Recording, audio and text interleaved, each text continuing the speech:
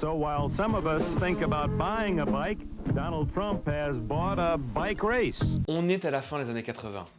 L'Amérique est au sommet de sa démesure. Des limousines, des bâtiments en or. Et Donald Trump. He may be the most eligible bachelor in America. Et maintenant, imaginez ce même Donald Trump organiser le Tour de France.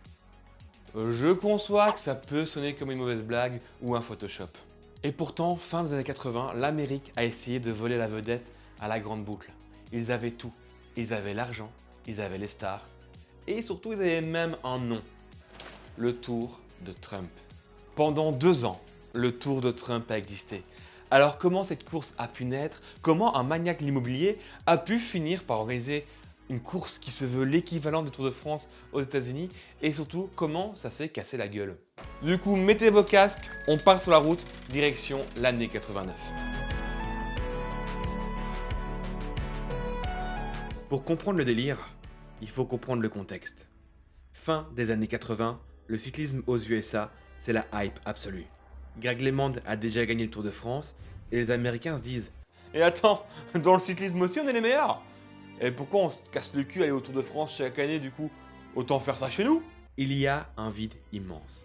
La plus grosse course du pays, la course classique, vient de mourir. Le trône est vide. L'Amérique veut son grand tour. Elle veut ses Champs-Élysées.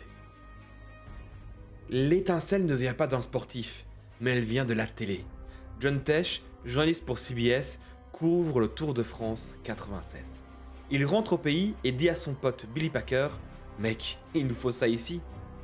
Mais Billy Packer, c'est un businessman. Il sait qu'une course de vélo, c'est chiant à vendre aux Américains. Surtout s'il n'y a pas de show. Il imagine d'abord un Tour de Jersey. Sauf que Tour de Jersey, ça ne vend pas du rêve. Il faut du glamour, du risque, des casinos. Il part à Atlantic City chercher des sponsors et il tombe sur qui? Sur Donald Trump. La légende raconte que quand Packer propose le nom de Tour de Trump, Donald a failli tomber de sa chaise. Il trouvait ça trop risqué médiatiquement. Mais bon, on parle de Trump. L'ego finit toujours par gagner. Why not the Tour de USA or Tour de New England? Why not just drop the name Trump?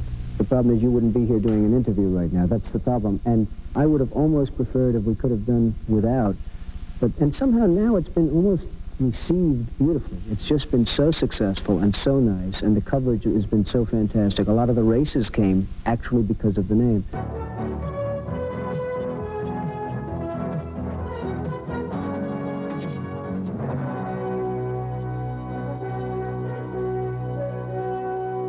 Le parcours, près de 1400 bornes à travers 5 États. L'arrivée, pas devant une mairie, pas devant un bâtiment classique, non. Devant le Trump Plaza Hotel and Casino. C'est sa course, c'est son hôtel et c'est sa pub. Et pour attirer les Européens qui snobent l'Amérique, ils sortent l'artillerie lourde, le chéquier. 250 000 $ de prix total. 50 000 $ rien que pour le vainqueur, et à l'époque c'est colossal. NBC et la ESPN débarquent pour filmer. Le message est clair. Le Tour de Trump, c'est le Super Bowl du vélo. This has been one of the toughest races we've seen since the legendary Tour de France. Sur le papier, c'est le show, mais sur la route, ça reste une vraie course, très dure.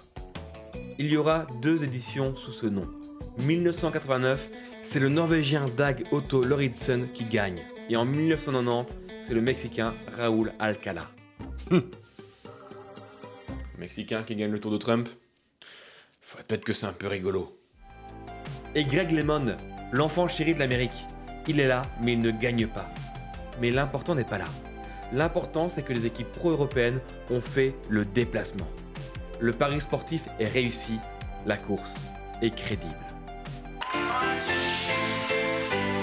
Alors pourquoi, maintenant à la télévision, on ne regarde pas le Tour de Trump 2026? And I think this is an event that can be tremendous in the future, and it can really very much rival the Tour de France. Dès 1990, l'empire Trump commence à vaciller financièrement. Ses casinos ont des problèmes, il doit se retirer. Est-ce que la course meurt? Non. Et c'est là toute l'ironie. Un géant de la chimie, DuPont, rachète le naming. Et ça devient le Tour DuPont. La course va vivre ses plus belles années sous ce nom, jusqu'en 1996. Lance Armstrong y fera même ses premières armes. Mais en 1996, DuPont se retire. Et sans méga sponsor, fini. Rideau. Le grand tour américain aura duré 7 ans, dont 2 seulement sous le nom de Trump. Le tour de Trump, c'est l'exemple parfait de l'Amérique des années 80. Une ambition démesurée, beaucoup d'argent, un ego surdimensionné et une durée de vie très courte. Le tour de Trump, c'était un fantasme. Celui de copier-coller le Tour de France et récupérer le prestige aux États-Unis. Mais c'est pas comme ça que ça marche. L'histoire nous a appris que pour construire une légende sportive, il faut bien plus que de l'argent, de l'immobilier, des casinos. Il y a une chose primordiale à avoir. Du temps. Merci à vous d'avoir vu cette vidéo, j'espère qu'elle vous aura plu. Si mes projets vous plaisent, un commentaire, un like, n'importe, un partage et surtout vous abonner, ça aide à la chaîne. Donc merci 1000 fois à tous ceux qui le feront. Il y a une annonce qui arrive bientôt sur la chaîne, je suis giga impatient et j'espère que ça vous plaira également. Merci pour la force que vous donnez et bisous.